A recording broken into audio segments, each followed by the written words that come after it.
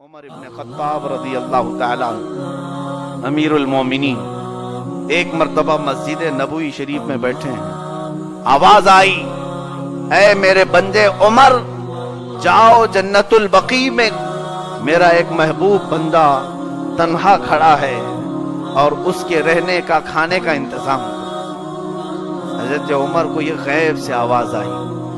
رات کے وقت آپ عبادت میں مصروف تھے. اس آواز کو سن کر جب رات کی تاریکی اتنی چھا چکی تھی کہ لوگ عموماً جاگتے نہیں تھے، آپ جنت البقیع قبرستان کی طرف آئے ڈھونڈنے کے لیے کون ہے میرے مولا کا محبوب جس کے انتظام کا حکم اللہ نے امیر المومنین کو دیا ہے.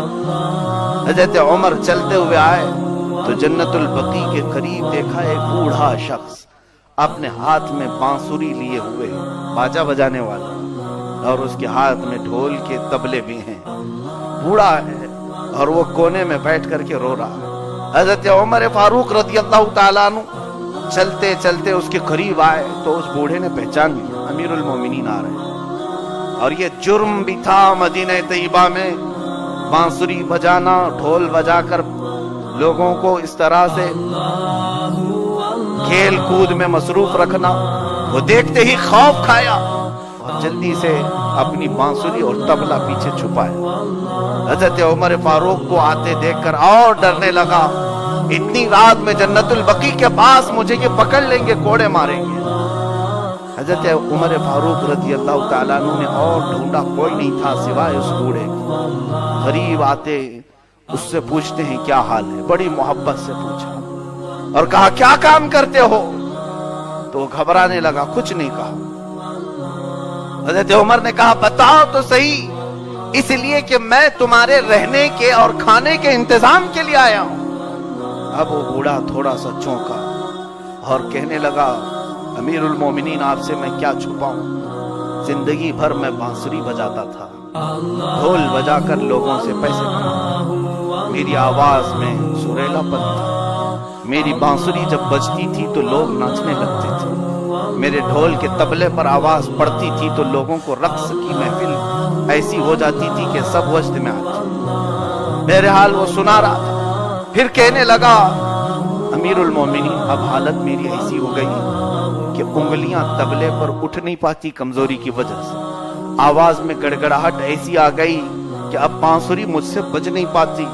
تو کئی دن ہو گئے کہ میں بانسری بجا نہیں پایا، طبلہ بجا نہیں پایا، تو میری روزی روٹی کا ذریعہ یہی تھا. میں بھوکا پھر رہا ہوں، میرے کھانے کے انتظامات نہیں ہیں اور کوئی اب میری طرف دیکھنے والا بھی نہیں رہ گیا. جوانی میں جو بجایا بج گیا، اب بڑھاپے میں کیا بجے. بہرحال میں نے سوچا شاید اب میری زندگی کا خاتمہ ہے، کیوں نہ میں جنت البقیع کے کنارے ہی آ کر کے بیٹھ جاؤں. بھوک کی شدت سے میں روتے ہوئے میرے مولا کو یاد کر رہا. اے رب، سنا ہے تو بندوں کو تنہا نہیں چھوڑتا. بچپن میں بھی تو والدین کے ہوتے ہوئے بھی فرشتوں کا انتظام کرتا ہے بچوں کی حفاظت کے لیے. جوانی میں اگرچہ ہم تجھے چھوڑ دیے لیکن بڑھاپے میں تو بندوں کو نہیں چھوڑتا. بس میں یہی کہتے ہوئے بیٹھا تھا کہ آپ آ گئے. حضرت عمر فاروق کو رونا آ گیا.